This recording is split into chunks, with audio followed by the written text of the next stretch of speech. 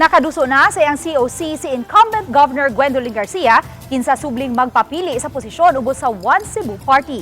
Samtang Pam Baricuatro sa PDP, niduso na usab sa iyang COC isip gubernatoryal aspirant. Sayra nato ang kasikas karon sa lalawigan sa Cebu, pinaagi sa live report ni Alan Domingo. Lan?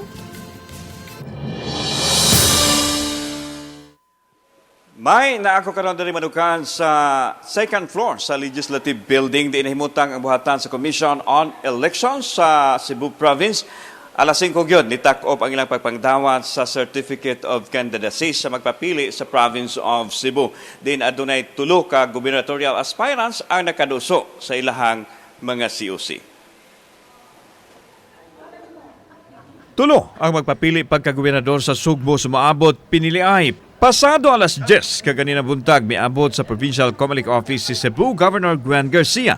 Kauban niya ang mga miyembro sa iyang pamilya.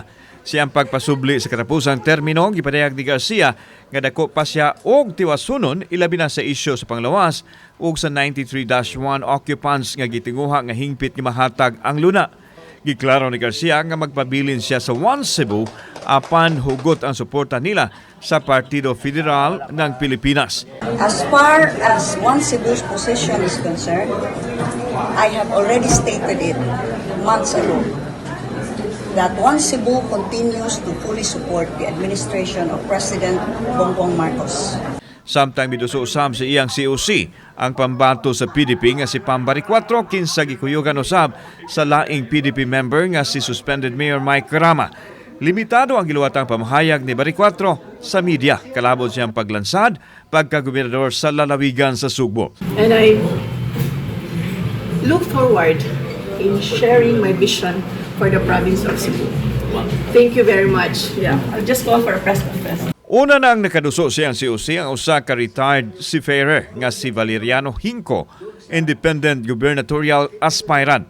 Samtang miduso usab sa iyang COC ang son-in-law ni Garcia ug Cebu 5th District Representative Vincent Duke Frasco kinsa subling magpapili pagka-kongresista.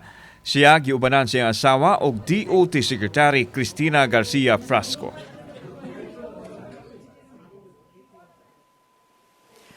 May karon lang yung hapon nakaduso siyang sertipiko di kandidatura si Provincial Board Member Glenn Socobos sa One Cebu Party. Siya ang running mate ni Cebu re-electionist Governor Gwendolyn Garcia.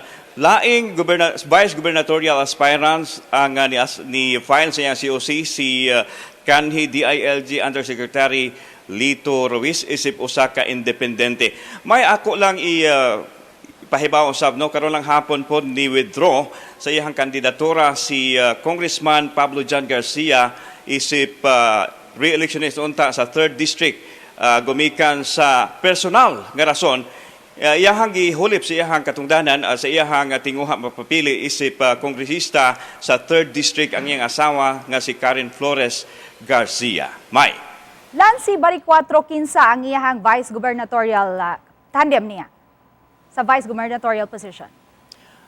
Okay, May, sa kang Pam Baricuatro sa PDP, siya lang nag-inusara nga dituso sa iyahang sertipiko di kandidatura. Limitado kayo ang iyahang pamahayag kay doon na kunay press conference nga ilang ipatawag ug dito nila idiga kung unsa pa mga detalye silang plano sa maabot nga 2025 elections. May. Okay, so final na gyudlan, alas 5 tak-op na, wala na may apas-apas pag gyudlan pag human sa alas 5. Wala na gyud May kung ato makita sa tong luyo pertinang hawana and dili na pud pwede mo apas kay munay lagda sa Commission on Elections alas 5 tak-op na gyud. No way ang katong mo apas pa pagduso sa ilahang Certificate of Candidacy alang sa 2025 elections. May. Daghang salamat, Alan Domingo.